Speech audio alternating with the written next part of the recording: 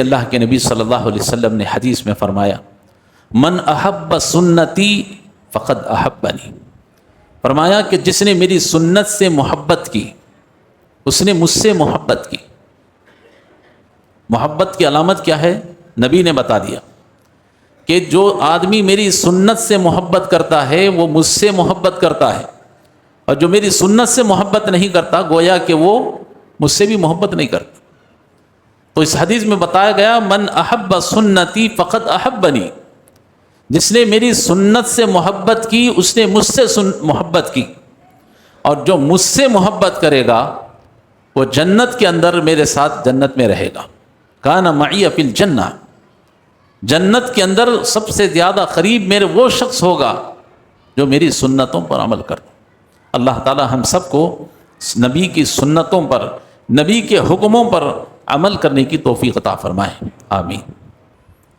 اگر آپ کے اندر سنتوں پر عمل کرنے کا جذبہ نہیں ہے، لیکن آپ جو ہے نبی کے نام سے نعرے لگاتے ہیں، جلوس نکالتے ہیں، میلاد کے جلسے کرتے ہیں، الاف محمد کے نام کے چرچے کر رہے ہیں، واٹس ایپ کے اندر، فیس بک کے اندر، اسٹیٹس کے اندر، یہاں سے لے کر وہاں تک الاف محمد کے پوسٹرز نکال رہے ہیں، تو یہ محبت کی علامت نہیں ہے۔ محبت کی حقیقت میں علامت یہ ہے کہ نبی کی سنتوں کو آپ عمل کرنے والے بن جائیں۔ نبی نے جس عمل پر عمل کر کے دکھایا اس کو اپنا زندگی کا لاہ عمل بنا لیں، یہ ہے حقیقت میں محبت رسول۔ عورتیں مسجد کو آنا نبی کی سنت ہے۔ نبی نے کیا فرمایا؟ لا تمنعوا اماء اللہ مساجد اللہ، اللہ کے رسول نے فرمایا لوگوں اللہ کی بندیوں کو مسجدوں کو آنے سے نہ روکو۔ اب ہم کہتے ہیں نہیں مسجد کو عورتوں کا جانا فتنہ ہے، ہم نہیں بھیجیں گے، لوگ کیا کہیں گے؟ اگر ہمارے گھر کی عورتیں اگر مسجد کو چلی جائیں گی تو لوگ کیا کہیں گے؟ نہیں کہتے ہیں۔ نبی کی سنت ہے کہ نہیں ہے؟ بتائیے ذرا۔ آسان شادیاں کرنا نبی کی سنت ہے، ہم کیا کہتے ہیں؟ ارے معمولی شادی کروں گا تو لوگ کیا کہیں گے؟ ہے کہ نہیں ہے؟ دیکھیے نبی کی سنتوں پر ہم کس طرح سے عمل کر رہے ہیں۔ سوال یہ ہے کہ ہمارے پاس نبی کی سنتوں سے ایسی محبت ہے؟ آج جو لوگ جھنڈے اٹھا کر پھر رہے ہیں الاف محمد کے نام سے، جلوس نکالے جا رہے ہیں، کیا ان کے پاس نبی کریم صلی اللہ علیہ وسلم کی ایسی محبت ہے؟ سنتوں سے جلوس نکالے جا رہے ہیں، اور پھر تمہاری ظہر کی نماز بھی جا رہی ہے، عصر کی نماز بھی تمہاری ضائع ہو رہی ہے، کیا پھر تم نبی کی سنتوں پر عمل کرنے والے ہو؟ اور اگر بولنے لگے تو کتنی بات۔ الحمدللہ نحمده ونستعینه ونستغفره ونعوذ بالله من شرور انفسنا ومن سیئات اعمالنا، من يهده الله فلا مضل له ومن يضلل فلا هادي له، واشهد ان لا اله الا الله وحده لا شريك له، واشهد ان محمدا عبده ورسوله ارسله بالحق بشيرا ونذيرا، اما بعد فان خير الحديث كتاب الله وخير الهدي هدي محمد صلى الله عليه وسلم وشر الأمور محدثاتها وكل محدثة بدعة وكل بدعة ضلالة وكل ضلالة في النار، فأعوذ بالله السميع العليم من الشيطان الرجيم، بسم الله الرحمن الرحيم، خاف والقرآن المجيد بل عجبوا أن جاءهم منذر منهم فقال الكافرون هذا شيء عجيب، فإذا متنا وكنا ترابا ذلك رجع بعيد، قد علمنا ما تنقص الأرض منهم وعندنا كتاب حفيظ، بل كذبوا بالحق لما جاءهم فهم في أمر مريج، أفلم ينظروا إلى السماء فوقهم كيف بنيناها وزيناها وما لها من فروج، والأرض مددناها وألقينا فيها رواسي وأنبتنا فيها من كل زوج بهيج، تبصرة وذكرى لكل عبد منيب، ونزلنا من السماء ماء مباركا فأنبتنا به جنات وحب الحصيد، والنخل باسقات لها طلع نزيد، رزقا للعباد وأحيينا به بلدة ميتا، كذلك الخروج، قال الله تبارك وتعالى في موضع آخر بسم الله الرحمن الرحيم رب اشرح لي صدري ويسر لي أمري واحلل عقدة من لساني يفقهوا قولي قال رسول الله صلى الله عليه وسلم من أحب سنتي فقد أحبني ومن أحبني كان معي في الجنة۔ تمام قسم کی تعریفیں، حمد و ثنا، کبریائی اور بڑائی اسی اللہ وحدہ لا شریک کے لیے لائق اور دیبا ہے، جو تمام جہانوں کا مربی و پالنہار ہے۔ درود و سلام نازل ہوں تمام انبیاء علیہ الصلاۃ والسلام پر، خصوصاً میرے اور آپ کے نبی تاجدار مدینہ حضرت جناب محمد رسول اللہ صلی اللہ علیہ وسلم پر۔ محترم حضرات، آپ حضرات سیرت رسول صلی اللہ علیہ وسلم پر خطبات سن رہے ہیں، جس کا یہ 240 پر 8واں جمعہ کا خطبہ ہے، اور اس میں آپ حضرات نبی کریم صلی اللہ علیہ وسلم سے محبت کی علامتوں کو سن رہے ہیں۔ محبت کی ایک علامت یہ ہے کہ ہم اللہ کے نبی کی سنتوں پر عمل کرنے والے بن جائیں، نبی کی سنتوں کو، نبی کے حکموں سے محبت کرنے والے بن جائیں۔ یہ ہے محبت رسول کا تقاضا، اور یہ ہے محبت رسول کی علامت۔ اگر آپ کے اندر سنتوں پر عمل کرنے کا جذبہ نہیں ہے، لیکن آپ جو ہے نبی کے نام سے نعرے لگاتے ہیں، جلوس نکالتے ہیں، میلاد کے جلسے کرتے ہیں، الاف محمد کے نام کے چرچے کر رہے ہیں، واٹس ایپ کے اندر، فیس بک کے اندر، اسٹیٹس کے اندر، یہاں سے لے کر وہاں تک الاف محمد کے پوسٹرز نکال رہے ہیں، تو یہ محبت کی علامت نہیں ہے۔ محبت کی حقیقت میں علامت یہ ہے کہ نبی کی سنتوں کو آپ عمل کرنے والے بن جائیں۔ نبی نے جس عمل پر عمل کر کے دکھایا، اس کو اپنا زندگی کا لاہ عمل بنا لیں۔ یہ ہے حقیقت میں محبت رسول۔ اور قربان جائیے صحابہ کرام رضی اللہ تعالی علیہ مجمعین پر۔ صحابہ جس طرح نبی سے محبت کرتے تھے، نبی کی ایک ایک سنت پر صحابہ عمل کرتے تھے، ایک ایک حکم پر اپنی جانوں کو نچھاور کر دیتے۔ یہ ہے حقیقی معنی میں اللہ کے رسول سے محبت کرنا۔ اسی لیے اللہ کے نبی صلی اللہ علیہ وسلم نے حدیث میں فرمایا، من احب سنتی فقد احبنی۔ فرمایا کہ جس نے میری سنت سے محبت کی، اس نے مجھ سے محبت کی۔ محبت کی علامت کیا ہے؟ نبی نے بتا دیا کہ جو آدمی میری سنت سے محبت کرتا ہے وہ مجھ سے محبت کرتا ہے، اور جو میری سنت سے محبت نہیں کرتا گویا کہ وہ مجھ سے بھی محبت نہیں کرتا۔ تو اس حدیث میں بتایا گیا من احب سنتی فقد احبنی، جس نے میری سنت سے محبت کی اس نے مجھ سے محبت کی، اور جو مجھ سے محبت کرے گا وہ جنت کے اندر میرے ساتھ جنت میں رہے گا۔ کان معی فی الجنہ، جنت کے اندر سب سے زیادہ قریب میرے وہ شخص ہوگا جو میری سنتوں پر عمل کرتا۔ اللہ تعالی ہم سب کو نبی کی سنتوں پر، نبی کے حکموں پر عمل کرنے کی توفیق عطا فرمائے، آمین۔ اب آئیے، چونکہ وقت مختصر سا ہے، ذرا صحابہ کی زندگیوں پر نظر ڈالتے ہیں۔ صحابہ نبی کی ایک ایک حکم پر، ایک ایک عمل پر کیسے ان سے محبت کرتے۔ پہلی مثال حضرت علی رضی اللہ تعالی عنہ کی۔ دیکھیے، ہم اور آپ ساکس پہنتے ہیں، اسے موزے بھی کہتے ہیں۔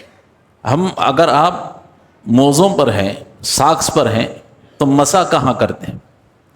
ہمارے پیروں پر مٹی اوپر لگتی ہے کہ نیچے لگتی ہے؟ جی نیچے لگتی ہے نا۔ حضرت علی رضی اللہ تعالیٰ عنہ بیان کرتے ہیں کہتے ہیں کہ اگر دین عقل سے چلتا تو میں عقل یہ کہتی ہے کہ نیچے جو مٹی لگی گئی ہے مسح کرتے وقت نیچے مسح کیا جائے، نیچے کی مٹی کو صاف کیا جائے۔ عقل تو یہی کہتی ہے۔ حضرت علی کہتے ہیں عقل تو یہی کہتی ہے، اگر دین عقل سے چلتا تو میں مسح پیروں کے نیچے کرتا، لیکن میں نے رسول اللہ صلی اللہ علیہ وسلم کو دیکھا کہ آپ صلی اللہ علیہ وسلم موزوں کے اوپر مسح کرتے ہیں۔ سنت کیا ہے؟ موزوں کے اوپر مسح کرنا ہے۔ تو حضرت علی کہتے ہیں کہ میں نے رسول اللہ صلی اللہ علیہ وسلم کو موزوں کے اوپر، ساکسوں کے اوپر مسح کرتے ہوئے دیکھا، اس لیے میں بھی رسول اللہ صلی اللہ علیہ وسلم کی اسی سنت پر عمل کرتا۔ اللہ اکبر۔ عقل کیا کہتی ہے؟ ارے بھائی نیچے مٹی لگی ہوئی ہے، آپ نیچے اس کو صاف کریں، لیکن نبی کی سنت کیا ہے؟ نبی کی سنت یہ ہے کہ اس کے اوپر، پیر کے اوپر جو ہم موزہ پہنتے ہیں اس کے اوپر مسح کیا جائے۔ تو یہ سنت ہے نبی کی۔ حضرت علی رضی اللہ تعالیٰ عنہ کہتے ہیں عقل یہ کہتی ہے کہ نیچے کیا جائے، لیکن میرے نبی کی سنت یہ ہے کہ موزوں کے اوپر مسح کیا جائے، اس لیے میں موزوں کے اوپر مسح کرتا ہوں۔ نبی کی کہ سنت پر صحابہ کیسے عمل کرتے، ایک ہوگا مثال۔ دوسری مثال لیجیے، حضرت عمر رضی اللہ تعالیٰ عنہ بیان کرتے ہیں ایک مرتبہ آپ حجر اسود کے پاس آئے، کعبۃ اللہ کو لگا ہوا حجر اسود ہے جسے لوگ بوسہ دیتے ہیں۔ حضرت عمر رضی اللہ تعالیٰ عنہ حجر اسود کے پاس آئے، کھڑے ہوئے اور حجر اسود کو بوسہ دیا۔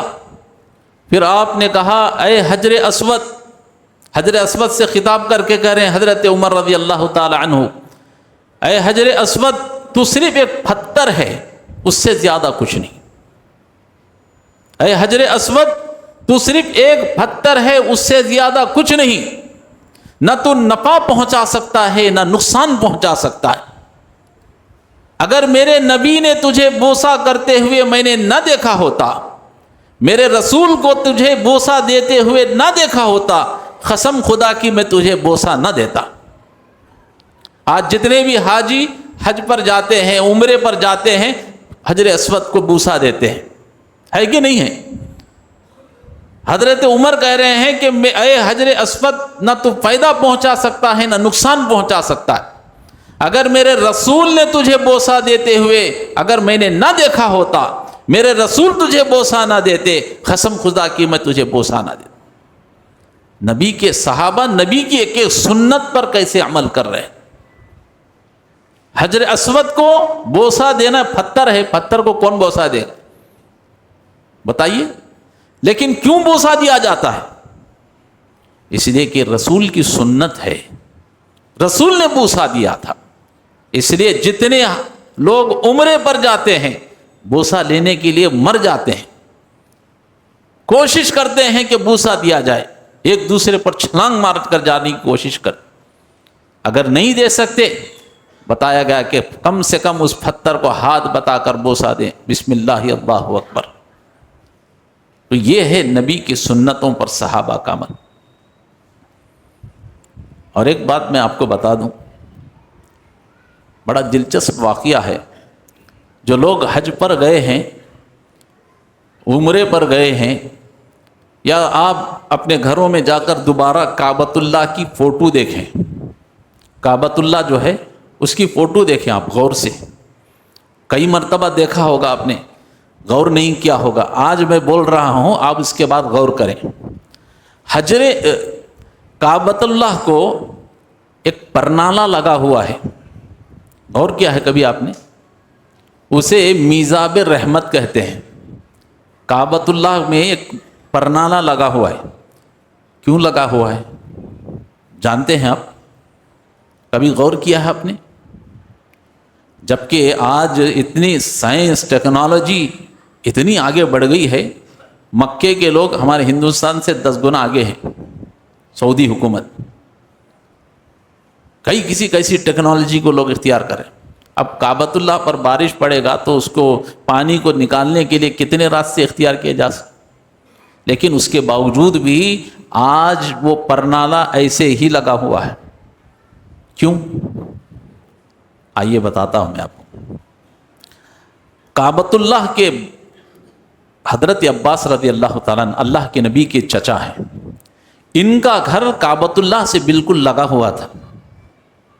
گھر کعبۃ اللہ سے بالکل جڑا ہوا تھا. اور حضرت عباس یا بارش جب کبھی ایسا بارش ہوتا تو عباس کے گھر کے اوپر چھت پر بارش پڑتا تو وہ کعبۃ اللہ کی چھت پر جاتا اور اسی چھت سے اس پرنالے کے ذریعے سے پانی نیچے گرتا تھا. واقعہ ہوا یہ، حضرت عمر رضی اللہ تعالیٰ عنہ کی خلافت آئی. اب جب بادشاہ بنائے گئے، امیر المومنین بنائے گئے، تو حضرت عمر نے دیکھا کہ یہ پانی جو گر رہا ہے کعبۃ اللہ سے، تو اس کی وجہ سے جو لوگ طواف کر رہے ہیں ان کو، یا جو لوگ نماز پڑھ رہے ہیں ان لوگوں کو پانی سے دقت ہو رہی ہے. اس پانی کے چھینٹے ان کے اوپر اڑ رہے ہیں. تو حضرت عمر رضی اللہ تعالیٰ عنہ نے اس کو محسوس کرتے ہوئے اس پرنالے کو نکلوا دیا. پرنالے کو نکلوا دیا. اچھا کیا کہ غلط کیا؟ اچھا کام کیا حضرت عمر رضی اللہ. پرنالے کو نکلوا دیا. تھوڑی دیر کے لیے سمجھیں آپ. حضرت عباس رضی اللہ تعالیٰ عنہ آئے، دیکھا کہ جو پرنالہ لگا ہوا تھا اسے نکلوا دیا گیا ہے. معلوم کیا تو پتہ چلا کہ عمر نے نکلوا دیا. حضرت عباس رضی اللہ تعالیٰ عنہ سیدھے مکہ کے جو چیف جسٹس تھے، مکہ کے جو قاضی تھے ابی بن کعب رضی اللہ تعالیٰ عنہ، ان کے پاس گئے اور جا کر حضرت عمر رضی اللہ تعالیٰ عنہ کے خلاف میں مقدمہ دائر کر دیا، کیس ڈال دیا کہ حضرت عمر رضی اللہ تعالیٰ عنہ نے جو پرنالہ لگا ہوا تھا اس کو نکلوا دیا ہے، میں انصاف چاہتا. حضرت ابی بن کعب رضی اللہ تعالیٰ عنہ نے حضرت عمر کو نوٹس بھیجی. عمر کون ہیں؟ وقت کے خلیفہ ہیں. خلیفہ کو نوٹس بھیجی گئی کہ آپ کورٹ میں حاضر ہو جائیں. حضرت عمر رضی اللہ تعالیٰ عنہ کورٹ میں داخل ہو گئے. ایک طرف حضرت عباس کھڑے ہیں، دوسری طرف حضرت عمر رضی اللہ تعالیٰ عنہ کھڑے. اب کارروائی شروع ہوئی. ابی بن کعب نے حضرت عباس سے کہا کہ عباس کہو تمہاری کیا شکایت ہے؟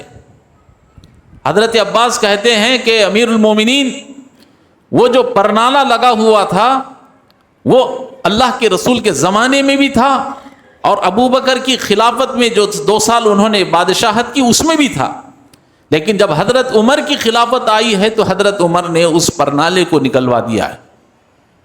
بس میں چاہتا ہوں کہ وہ پرنالہ وہیں لگایا جائے. تو پھر حضرت ابی بن کعب نے حضرت عمر سے پوچھا، عمر وہ جو پرنالہ لگا ہوا تھا کیا تم نے اسے نکلوایا ہے؟ نکلوایا ہے تو کیوں نکلوایا؟ تو حضرت عمر رضی اللہ تعالیٰ عنہ نے کہا کہ ہاں میں نے ہی اس پرنالے کو نکلوایا. اس لیے نکالا ہے کہ وہ جو پرنالہ ہے اس سے جب پانی گرتا ہے تو مسجد کے صحن میں پڑتا ہے، جس کی وجہ سے نمازیوں کو تکلیف ہوتی ہے اور اس کی وجہ سے جو لوگ طواف کرتے ہیں ان کو بھی تکلیف ہوتی ہے، پانی کے چھینٹے اڑتے ہیں، اس لیے میں نے اس پرنالے کو نکلوا دی. پھر حضرت ابی بن کعب نے، جو چیف جسٹس ہیں، انہوں نے حضرت عباس سے پوچھا، عباس اب تم کیا کہنا چاہتے ہو؟ حضرت عمر نے تو صفائی دے دی ہے، اب تم کیا کہنا چاہتے ہو؟ حضرت عباس نے کہا کہ امیر المومنین، وہ جو پرنالہ لگا ہوا تھا وہ پرنالہ میں نے نہیں لگایا، اس پرنالے کو میرے اور آپ کے نبی جناب محمد الرسول اللہ صلی اللہ علیہ وسلم نے لگایا تھا. اللہ کے نبی صلی اللہ علیہ وسلم سے میں نے کہا اللہ کے رسول میرا گھر تعمیر ہو چکا ہے، تو اللہ کے رسول سے میں نے کہا اللہ کے نبی میں پرنالہ کہاں لگاؤں؟ تو آپ صلی اللہ علیہ وسلم نے کہا چچا جان میں کعبۃ اللہ کی دیوار کو پکڑ کر کھڑا رہوں گا، آپ میرے کھندے پر کھڑے ہو کر کے اس پرنالے کو لگائیے. میں نے کہا آپ تو امام الانبیاء ہیں، تمام دنیا کے سب سے بہترین انسان ہیں، آپ کے کندھوں پر میں کھڑا ہوں، کیسے ہو سکتا ہے؟ لیکن نبی نے کہا اللہ اے میرے چچا، میرا یہی اصرار ہے کہ آپ میرے کندھوں پر کھڑے ہو کر کے اس پرنالے کو لگائیں. چنانچہ اللہ کے نبی صلی اللہ علیہ وسلم کھڑے ہوئے، میں ان کے کندھوں پر کھڑے ہو کر میں نے اس پرنالے کو لگایا تھا. گویا کہ اللہ کے رسول نے خود اس پر نالے کو لگایا۔ اللہ اکبر، اتنا سننا تھا۔ دیکھیے صحابہ کو نبی کی ایک ایک سنت سے، صحابہ کو نبی کے ایک ایک حکم سے، ایک ایک عمل سے کس قدر محبت تھی، ذرا اس پر غور فرمائیں۔ حضرت عمر رضی اللہ تعالیٰ عنہ نے جب سنا کہ یہ پرنالہ خود اللہ کے نبی نے لگایا ہے، حضرت عمر رضی اللہ تعالیٰ عنہ کے ہوش اڑ گئے۔ حضرت عمر رضی اللہ تعالیٰ عنہ کے آنکھوں سے زار و خطار آنسو بہنے لگے۔ حضرت عمر رضی اللہ تعالیٰ عنہ نے کہا عباس مجھے معلوم نہیں واللہ کہ اللہ کے نبی نے پرنالہ لگایا ہے، ورنہ عمر کی مجال کہاں، عمر کی جرأت کہاں کہ عمر اس پرنالے کو نکال دے۔ عباس اب اس کا فیصلہ میں ہی کر دیتا ہوں۔ اس کا فیصلہ یہ ہے کہ یہ پرنالہ جہاں تھا وہیں پر لگے گا، اور عمر نے چونکہ اسے نکلوایا ہے تو عمر کی سزا یہ ہے کہ عمر زمین پر کھڑا رہے گا اور اس کے کندھوں پر آپ کھڑے ہو کر کے اس پرنالے کو لگائیں گے۔ اللہ اکبر۔ اور کائنات نے دیکھا، دنیا کے لوگوں نے دیکھا، پوری دنیا پر حکومت کرنے والا عمر بن خطاب 22 لاکھ کلومیٹر زمین پر حکمرانی کرنے والا حکمران زمین پر کھڑا ہوا ہے، کعبۃ اللہ کی دیواروں کو پکڑا ہوا ہے، اور اس پر حضرت عباس رضی اللہ تعالیٰ عنہ کھڑے ہو کر کے اس پر نالے کو لگاتے۔ اللہ اکبر۔ یہ ہے صحابہ کی محبت نبی کے ایک ایک حکم پر، کہ کس طرح صحابہ نبی کی ایک سنت پر، ایک ایک حکم پر صحابہ اپنی محبتوں کو، اپنی جانوں کو کیسے نکھرواتے۔ اور اسی لیے آج بھی وہ پرنالہ لگا ہوا ہے، جب سے لے کر 1400 سال ہو گئے ہیں، آج تک بھی وہ پرنالہ ویسے ہی لگا ہوا ہے۔ کیوں؟ اس لیے کہ اسے رسول نے لگوایا تھا، عمر نے نکلوا دیا، معلوم نہیں تھا، معلوم ہو گیا کہ اللہ کے نبی نے لگایا ہے۔ آج تک بھی وہ پرنالہ کعبۃ اللہ کو ایسے ہی لگا ہوا ہے۔ اللہ اکبر۔ غور نہیں کیے ہیں تو کعبۃ اللہ کی تصویر نکال کر دیکھیں، آپ کو پتہ چل جائے گا۔ آج بھی وہ پرنالہ سونے کے کلر سے اس کو سینچا گیا ہے، آپ کو پتہ چل جائے گا۔ تو صحابہ نبی کی ایک ایک حکم سے اس قدر محبت کرتے۔ ایک اور مثال میں آپ کے سامنے دیتا ہوں کہ صحابہ نبی کریم صلی اللہ علیہ وسلم کی سنتوں سے اور نبی کے ایک ایک حکم پر کس طرح سے محبت کرتے تھے، اس کی ایک اور مثال آپ کے سامنے پیش کرتا ہوں، ہم اس پر نظر ڈال لیتے ہیں۔ اللہ کے نبی صلی اللہ علیہ وسلم کی زندگی کے آخری ایام ہیں۔ اللہ کے نبی صلی اللہ علیہ وسلم نے اسامہ رضی اللہ تعالیٰ عنہ کو بلایا، کہا کہ اسامہ تمہیں لشکر لے کر کے ملک شام کی طرف جانا ہے اور ملک شام کو فتح کرنا ہے، لشکر کی تیاری شروع کر دو۔ حضرت اسامہ بن زید رضی اللہ تعالیٰ عنہ گئے اور لشکر کی تیاری شروع کر دی انہوں نے۔ اتفاق سے ہوا یہ کہ اللہ کے رسول بیمار ہو گئے، اور اسی بیماری میں اللہ کے نبی صلی اللہ علیہ وسلم دنیا سے رخصت فرما گئے۔ اللہ کے نبی کا انتقال ہو گیا۔ نبی نے تو یہاں لشکر کو تیار کیا، اور کچھ ہی دن میں اللہ کے نبی صلی اللہ علیہ وسلم کا انتقال ہو گیا۔ جب اللہ کے نبی کا انتقال ہو گیا، مدینہ کے حالات بالکل خراب ہو گئے، اس قدر خراب ہو گئے کہ جو لوگ زکوٰۃ دیتے تھے انہوں نے زکوٰۃ دینے سے انکار کر دیا کہ رسول زندہ تھے تو ہم زکوٰۃ دیتے تھے، اب رسول نہیں ہیں تو ہم زکوٰۃ کیوں دیں۔ اور کچھ لوگ جو مسلمان تھے وہ مسلمان ہو کر کے مرتد ہو گئے، کہا کہ جب رسول ہی نہیں ہیں تو اسلام ختم ہو گیا، اب اسلام ختم ہو گیا تو اب ہم مسلمان رہ کر کے کیا کریں۔ تو اس لیے کچھ لوگ اسلام سے مرتد ہو گئے، اسلام کو چھوڑ کر دوسرے مذہب کو انہوں نے اختیار کر لیا۔ اور کچھ لوگ وہ ہیں کہ جنہوں نے نبوت کا دعویٰ کر دیا، مسیلمہ بن کذاب نے اعلان کر دیا اللہ کے رسول دنیا سے رخصت ہو گئے ہیں، نبی کے بعد مجھے نبی بنایا گیا ہے۔ مسیلمہ بن کذاب نے اعلان کر دیا آج سے میں تمہارا نبی ہوں۔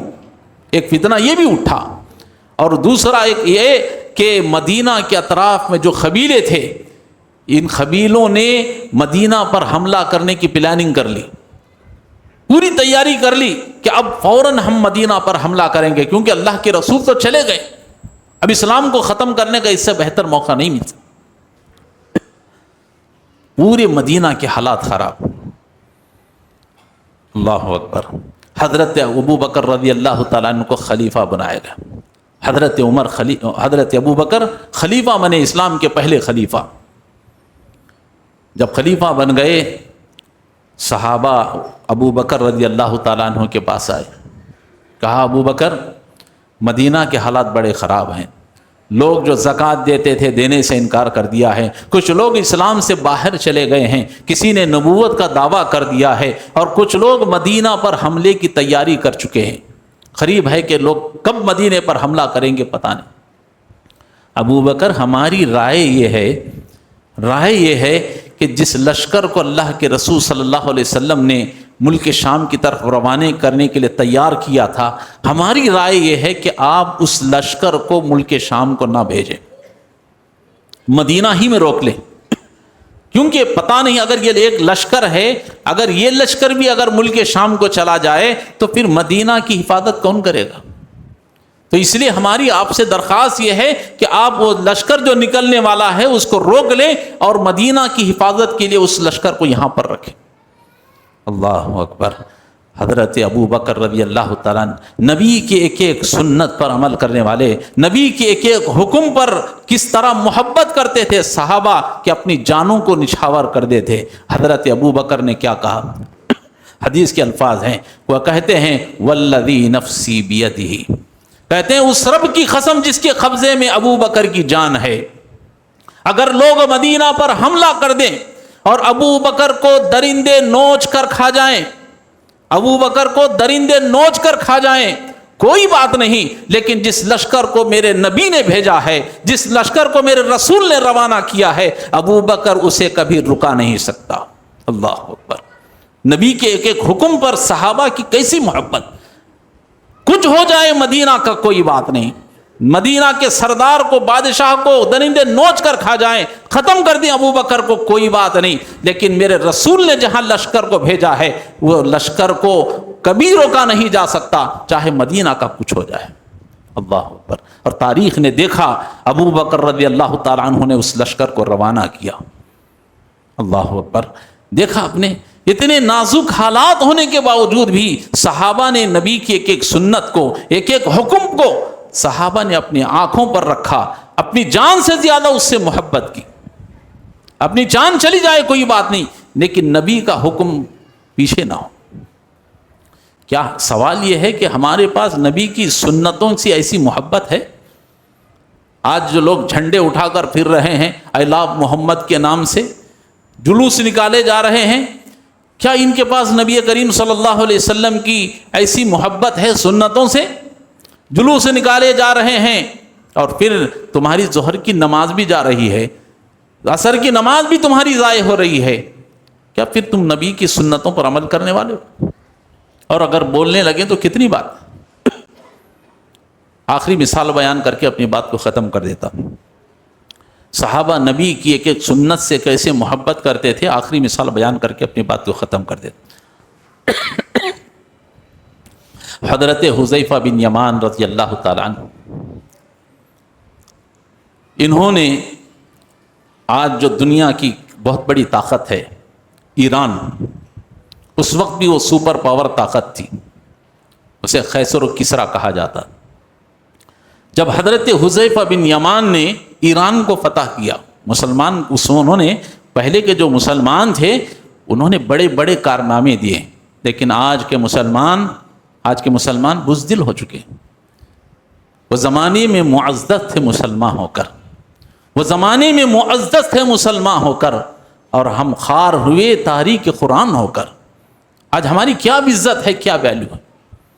ایران کو فتح کیا حضرت حذیفہ بن یمان نے، اور جب ایران فتح ہو گیا تو ایران کے بادشاہوں نے، وہاں کے لوگوں نے حضرت حذیفہ سے کہا کہ آپ ہمارے دربار میں آئے، ہم آپ کو ویلکم کرنا چاہتے ہیں. حضرت حذیفہ بن یمان اپنے لشکر کے ساتھ ایران کے اندر داخل ہوئے، ایران کے دربار میں، شاہی دربار میں داخل ہوئے، تو آپ کی مہمانی کے لیے دسترخوان بچھایا گیا، شاہی دسترخوان. حضرت حذیفہ بن یمان رضی اللہ تعالیٰ عنہ اس دسترخوان پر بیٹھ کر ان بڑے بڑے لوگوں کے ساتھ، جو بڑی کیبنٹ تھی ان کے ساتھ بیٹھ کر حضرت حذیفہ بن یمان دسترخوان پر کھانا کھا رہے. اتفاق یہ ہوا کہ کہ حضرت حذیفہ بن یمان کے ہاتھوں سے جو لقمہ تھا وہ زمین پر گر گیا۔ نبی کی سنت کیا ہے؟ اگر لقمہ زمین پر گر جائے تو اسے صاف کر کر کھا لیں۔ حضرت حذیفہ کو یاد آیا نبی کی سنت ہے، عمل کرتے تھے صحابہ۔ زمین پر گر گیا تو حضرت حذیفہ بن یمان نے اپنے ہاتھ کو آگے بڑھانا چاہا تاکہ وہ زمین سے نوالے کو اٹھا لیں۔ بازو میں دوسرے صحابی بیٹھے ہوئے تھے، کہا حذیفہ کیا دیکھتے نہیں ہو تم کہاں بیٹھے ہو؟ دیکھتے نہیں ہو کہاں بیٹھے ہو؟ ایران کے شاہی دربار میں شاہی دسترخوان پر بیٹھے ہو، بڑے بڑے لوگ بیٹھے ہیں، اگر تم زمین سے اس کھانے کو اٹھا کر کھاؤ گے تو تم ان کی نظر میں تمہاری کیا اوقات رہ جائے گی؟ تم تو حقیر ہو جاؤ گے، لوگ تمہیں حقیر سمجھیں گے، اتنے بڑے بڑے لوگ ہیں کیا سمجھیں گے تمہیں دیکھ کر کے؟ سب کی نگاہیں تمہاری اوپر لگی ہوئی، چھوڑ دو اسے۔ اللہ اکبر، قربان جائیے صحابہ کرام رضی اللہ تعالیٰ علیہ مجمعین پر نبی کی ایک ایک سنت پر کیا عمل کرتے تھے۔ حضرت حذیفہ بن یمان نے کیا کہا؟ بڑی تاریخی جملہ کہا اترکوا سنت رسول اللہ صلی اللہ علیہ وسلم لہؤلاء الحلمقاء۔ فرمایا حضرت حذیفہ بن یمان نے، اے میرے ساتھی کیا میں ان احمقوں کی خاطر میری نبی کی سنت کو چھوڑ دوں؟ اللہ اکبر، زمین سے اگر گر جائے تو اٹھا کر کھانا میرے نبی کی سنت ہے، اور میں ان احمقوں کی وجہ سے میرے نبی کی سنت کو چھوڑ دوں؟ ایسا ہرگز نہیں ہو سکتا۔ اللہ اکبر، حضرت حذیفہ بن یمان نے اس نوالے کو اٹھایا اور آپ نے کھایا، کہا کہ میرے نبی کی سنت ہے۔ یہ ہے نبی کی سنتوں سے محبت کرنا۔ آج کہاں ہے ہمارے پاس؟ ہے ہمارے پاس؟ آج کتنی سنتیں آج ہم سے چھوٹ رہی ہیں، ذرا گرہبان پر جھانک کر کے دیکھیں، ہماری کتنی کتنی سنتیں ہیں جو آج ہم چھوڑ رہے ہیں۔ محترم حضرات، اب یہ بارش ہوتی ہے تو ہمارے یہاں 2 نمازیں ملا کر پڑھی جاتی ہیں، مغرب عشاء ظہر اثر۔ یہ کیا ہے؟ نبی کی سنت ہے۔ اب کچھ لوگ کہتے ہیں بھائی فلان لوگ کیا سمجھیں گے، وہ لوگ کیا سمجھیں گے؟ حضرت حذیفہ بن یمان سے بھی وہی کہا گیا تھا، حذیفہ تم یہ جو سنت پر عمل کرنے کی کوشش کر رہے ہو چھوٹی سی سنت ہے، لوگ کیا سمجھیں گے؟ حذیفہ نے کیا کہا؟ یہ میرے نبی کی سنت ہے، میں ان کے لیے نبی کی سنت کو چھوڑ دوں؟ تو 2 رکعت نمازیں ملا کر پڑھنا یہ نبی کی سنت ہے۔ بارش پڑنے پر لوگ کہتے ہیں کہ کیا کہیں گے، چھوڑیے ان کو، یہ نبی کی سنت پر عمل کرنا ہے، غلط ہے۔ اللہ اکبر، عورتیں مسجد کو آنا نبی کی سنت ہے۔ نبی نے کیا فرمایا؟ لا تمنعوا اماء اللہ مساجد اللہ۔ اللہ کے رسول نے فرمایا لوگوں اللہ کی بندیوں کو مسجدوں کو آنے سے نہ روکو۔ اب ہم کہتے ہیں نہیں مسجد کو عورتوں کا جانا فتنہ ہے، ہم نہیں بھیجیں گے۔ لوگ کیا کہیں گے؟ اگر ہمارے گھر کی عورتیں اگر مسجد کو چلی جائیں گی تو لوگ کیا کہیں گے؟ نہیں کہتے ہیں۔ نبی کی سنت ہے کہ نہیں ہے؟ بتائیے ذرا۔ آسان شادیاں کرنا نبی کی سنت ہے، ہم کیا کہتے ہیں؟ ارے معمولی شادی کروں گا تو لوگ کیا کہیں گے؟ ہے کہ نہیں ہے؟ دیکھیے نبی کی سنتوں پر ہم کس طرح سے عمل کر رہے ہیں۔ اسی طرح سے محترم حضرات، آخری بات بتا دیتا ہوں، لوگ حج پر جاتے ہیں، مینا اور مزدلفہ یہ 2 مقامات ایسے ہیں، مینا اور مزدلفہ 2 مقامات ایسے ہیں جہاں اللہ کے نبی صلی اللہ علیہ وسلم نے 4 رکعت والی نماز 2 رکعت پڑھی ہے، ظہر کی نماز 2 رکعت، عصر کی نماز 2 رکعت پڑھی ہے۔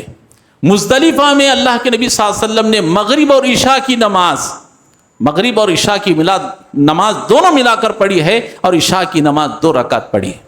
اور یہاں بھی اللہ کے نبی صلی اللہ علیہ وسلم نے مینا کا جو میدان ہے جہاں حاجی جمع ہوتے ہیں، وہاں اللہ کے نبی صلی اللہ علیہ وسلم نے یہ دونوں نمازیں ظہر اور عصر یہ دونوں نمازیں انہوں نے مل کر پڑھائی ہیں، ملا کر پڑھائی ہیں، اور 2 رکعت نماز پڑھائی ہے اللہ کے نبی صلی اللہ علیہ وسلم۔ کہتے ہیں لوگ اگر دیکھتے ہیں پورے لوگ کیا کریں، نہیں ہمارے امام صاحب نے کہا کہ 4 رکعت پڑھنا ہے، ظہر کے ٹائم پر ظہر، عصر کے ٹائم پر عصر۔